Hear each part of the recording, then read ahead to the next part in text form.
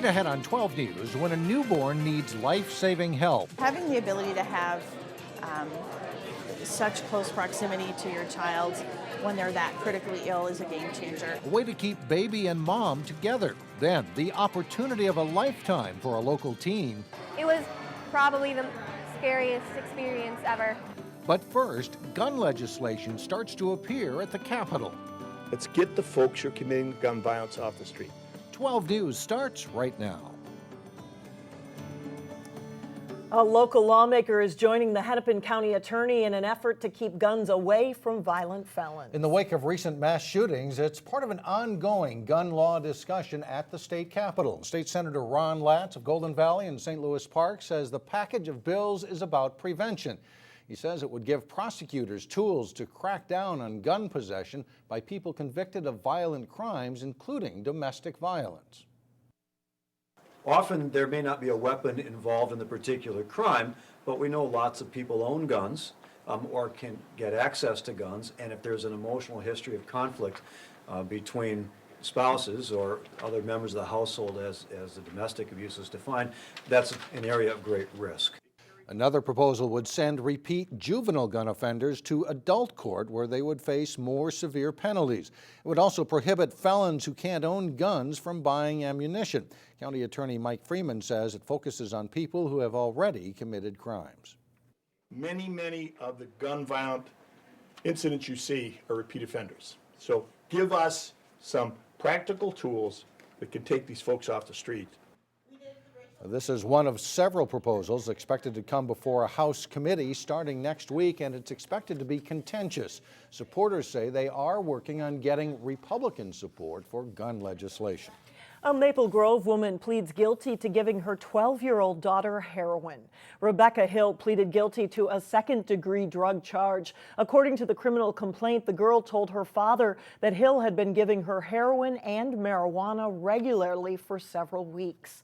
Police arrested Hill after she and her daughter were caught stealing clothes at the Mall of America. Hill told police they were homeless and they both used heroin before shoplifting. For some families, the thrill of childbirth turns to fear when a newborn baby becomes sick. A Plymouth mother was separated from her baby after birth so the infant could receive life-saving treatment in another hospital. Well, now a new state-of-the-art facility brings two hospitals together under one roof. Renee Bonneau explains how the Mother-Baby Center can bring comfort in times of crisis. Having the ability to have such close proximity to your child when they're that critically ill is a game changer. About 4 years ago, Plymouth mom Jennifer Davenport gave birth to a baby with a condition that affected her lung development. After birth, baby Claire was rushed from her mom's bedside at Abbott Northwestern to Children's Hospital across the street. Immediately after she was born, I went with her through the tunnel to the children's NICU and stayed there until Jennifer could be wheeled over in her own bed and join us there. The current setup requires babies and their parents to make a 1.5 block long trek through this tunnel to get to the neonatal intensive care unit at Children's Hospital. After this weekend, they won't have to. Monday's the grand opening of the Mother-Baby Center, a 96,000 square foot building nestled between Abbott Northwestern and Children's. There, staff from both facilities will be on hand to care for mothers and their newborns. It's really great from a physician's standpoint because the baby doctors are just down the hallway, just a few feet away when we need them, so there's no delay in getting them there. That means sick babies won't go far for care, and their parents won't be far either. A step away from Children's, just in case there is that panic time where you need to get your baby special care. Is probably the most important thing to us. The Mother-Baby Center also features spacious rooms for parents to stay with babies who need complex care, 3 operating rooms, and easy access from the ORs to the neonatal ICU. There's no other center like it in the state, and there are few like it in the country. We were lucky to have Abbott, we were lucky to have Children's, and now that they've come together, I mean, it's a game changer for the Twin Cities. In Minneapolis, Renee Bonneau, 12 News. The Mother-Baby Center will have the capacity to deliver about 5,000 babies a year. Thousands of needy children will receive the gift of brighter smiles this weekend. Nearly 200 locations across the state will provide free dental care to kids on Friday and Saturday. It's part of the Minnesota Dental Association's annual Give Kids a Smile campaign. Gentle Family Dental in Maple Grove will have 7 people volunteering on their day off tomorrow to provide service to about 50 children in a 6-hour time span. And staff members say most of the children's families do not have dental insurance. A lot of these kids, it's the only time they see a dentist all year long. And some of the kids, it's been 2 or 3 or 4 years since they've seen a dentist. So it's a good way to give back to the community and especially help these little kids out. There are still spots available. You can get more information from the Minnesota Dental Association's website. 15 teenage contestants and a once-in-a-lifetime opportunity to appear on Jeopardy. That's right. That's what it comes down to during the game show's teen tournament. And this week, 17-year-old Lila Anderson of Providence Academy got her chance at the $75,000 grand prize. This is the Jeopardy teen tournament. It is the making of a dream. A junior from Minnetonka, Minnesota, Lila Anderson. A dream come true for 17-year-old Lila Anderson. It was probably the scariest experience ever. At a Plymouth viewing party this week, Lila, you get to go first. I'll take I Am Your Leader for 200, please, Alex. friends, family, and teachers surround the Providence Academy Junior. What is Iran? Correct. All gathered to cheer her on in an episode taped last November. Lila Anderson is a junior from Minnetonka, Minnesota. I really wasn't prepared for how intense it was going to be. Mom Mary and Lila know the outcome, but they relive the moments. Lila. What is progressive? Correct. The strong showing right out of the gate, and then the double Jeopardy round. Lila. What is White Horse? No. That cost her dearly. When I was there, I could have pictured any of the 15 kids winning, even myself or anyone could have won. I would have had no guess of who would win. Nerves do factor in. And even a correct answer in Final Jeopardy. Who is Robert E. Lee? Good for you, you're right. Wasn't enough for a win, but it was enough. I hope that she's learned that it's good to put yourself out there. To make moms super proud.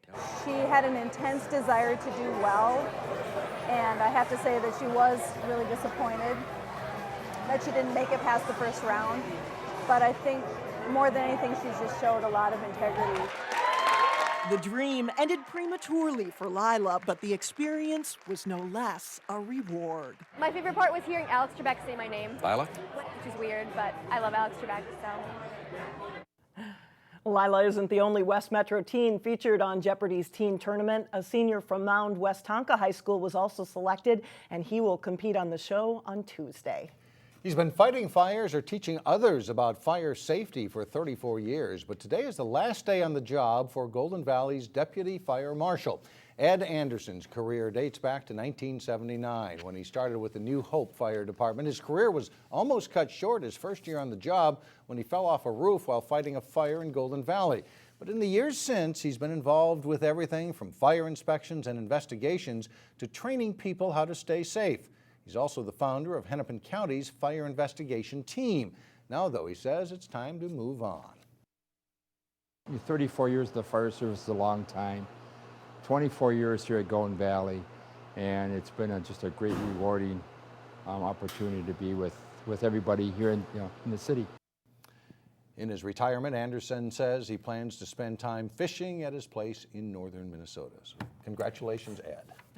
Coming up, meet a standout student who pushed her classmates to raise money for cancer patients. And later in sports, the Hopkins girls basketball team readies for another tough opponent in Lake Conference play. But first, it's your AccuWeather forecast.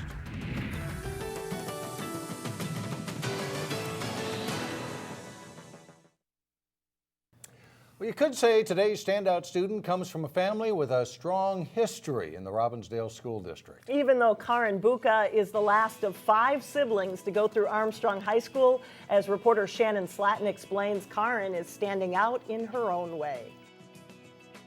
You always got to look at what's going to happen if I have an error. In this advanced statistics class, suppose He's going to change some aspects of the study. It's labeled a math course, but really it's a science course. Senior Karin Buka likes finding solutions. There's a right and a wrong answer, and so you know if you're doing it right. Karin considers math her strong subject, and her teachers know it. Karin's a great student. She works hard.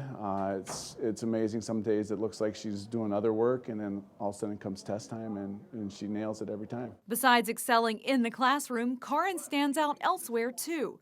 She's the captain of the girls' alpine ski team and president of the student council. Take it a day at a time and get what I need to get done for that day. However, Karin may be most proud of her leadership role with the American Cancer Society's Relay for Life. I attended my first relay when I was in 7th grade, and my dad had cancer, and it really moved me. But it bothered Karin that Armstrong didn't have a Relay for Life event. I always wanted to get it going, but I knew it was a lot of work.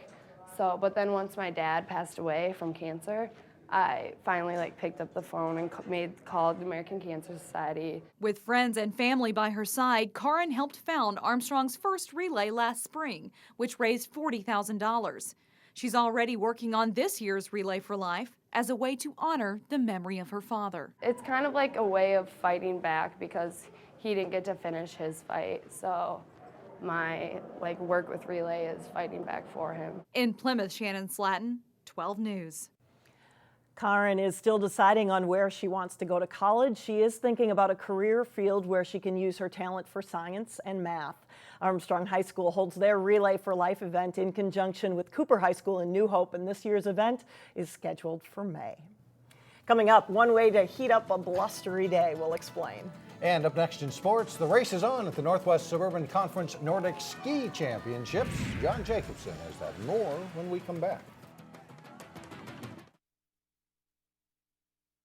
John Jacobson with Sports Now, and if you were outside at all today, you know how cold it was. It will just freeze you in a moment. So I can't imagine being out there skiing in this weather. Borderline too cold to hold ski meets, but not quite. I mean, believe it or not, Wednesday or Thursday, not considered cold. And once they get going, they warm up. Once they get going, they're okay. It's tough to stand there and watch, though, I think. It's the big meets of the season in Nordic skiing this weekend next.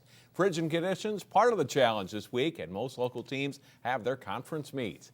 Elm Creek Park Reserve, the site for the Northwest Suburban Conference meet on Wednesday, as Osseo's Kaylee Shagan starts first in the second leg of the girls' pursuit race. And with a little picturesque snow falling, Shagan holds her lead and glides to the title. Combined time for the two races, 28 minutes, 23 seconds. That's 34 seconds ahead of the runner-up.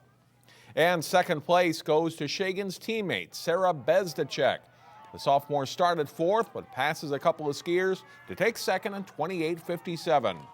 Third goes to Maddie McKeefrey of Andover, and right behind her is Armstrong freshman Hannah Rudd. Rudd helps the Falcons win the team title. On the boys' side, it's John Delaney of Armstrong starting first based on his time in the skate race. And like Shagan, Delaney maintains his lead. He takes first in the combined time of 25 minutes, 51 seconds. Jake Schroeder of Elk River is second as the Elks take 4 of the top 6 spots on the way to the team title. The next local is in bib number 8. That's Sean Heaton of Maple Grove in 7th place. Here's what the two champions had to say. Well, it felt really great. I just wanted to go out there and finish without having any regrets. Yeah, this is really where the season starts to just end quickly, and you really gotta give it your all in every race now. It was really fun. The conditions were great. Coaches put on good wax. I think we had really good kick today, and it was just a lot of fun out here. A lot of good competition. As we check out the team scores, the Armstrong girls finished 46 points ahead of runner-up Andover. Osseo was fourth with Maple Grove, Park Center, and Champlain Park in the 7, 8, 9 slots. The Osseo boys finished second behind champion Elk River. Armstrong is fifth, Maple Grove sixth, with Park Center 8th and Champlain Park 9th. The Hopkins girls basketball team is 3-0 to start the Lake Conference part of their schedule. Friday night, the Royals play the 4th opponent in their league, Eden Prairie. Hopkins has just 1 loss overall this season, 3 weeks ago at Centennial. Since then, they won 4 straight to push their overall record to 17-1. Though Eden Prairie has lost 3 straight games, the Eagles are 14-5 on the year and could prove to be a tough opponent for the 2-time defending state champion Royals. They've got a great post in Sam Trammell. They run, dribble, drive. They're going to full court press. They're very well coached. They shoot the ball extremely well. They're very disciplined offensively as well as defensively. They're just really a good basketball team. Definitely they play really hard as a team, and I know that they full court press, and we're expecting a zone, so we're working on that, preparing for that for Friday. Hopkins and Eden Prairie tip off at 7 o'clock Friday at the Lindbergh Center. It's the second of 5 straight home games for the Royals. Catching walleyes under tough bite conditions is the subject of this week's Channel 12 ice fishing tip. Here's Tackle Terry Tuma. Something for us to try for a reluctant walleye, but not only reluctant walleyes, give it a try for a neutral fish also, is, we're all familiar with vertical jigging spoons and using a minnow head, and of course that's extremely productive, and just by putting that minnow head on, and we'll just put one on now, and we'll talk a little bit more about minnow heads in the next segment, and then of course pinching it off, but the biggest factor here is that people do not do, and that is taking, so we got a minnow head on one tine, and then on the other tine is that you want to hook your minnow, so you got a minnow head on one tine, and then a minnow on the other. So now you got flash and you scent, major scent attraction, and then you got the movement or the minnow. So that is going to trigger some of these reluctant and neutral walleyes. Give it a try. I think you'll be very impressed. Give it a try also for jumbo perch. See you on the ice. Have a great week. And stay warm on the ice. Yeah. Thanks, Terry. All right, thanks a lot, John. It's a home cooking contest with a spicy punch. The chili cook-off that helped raise food and money for charity. We'll be right back.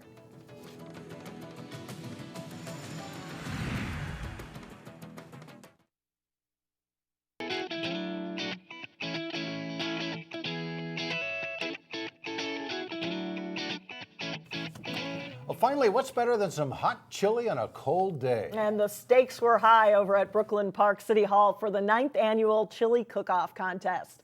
City employees entered 18 different chili recipes for coworkers to enjoy. The contest entries came with names like Cabin Fever and The Blaze. City employees also brought a cash or food donation to benefit the SEEP food shelf. But back to that chili, Channel 12 was asked to judge the contest, and after an extensive taste test, the winner is Peppers Galore, a sweet and spicy chili made by Brenda Nelson. She's a new city worker in the IT department. There's 7 different kinds of peppers in there, and that's kind of where I started making chili because I didn't find enough chili that had enough peppers in it. So other than that, I don't write down the recipe, so it's kind of just whatever I feel like putting in there at the time.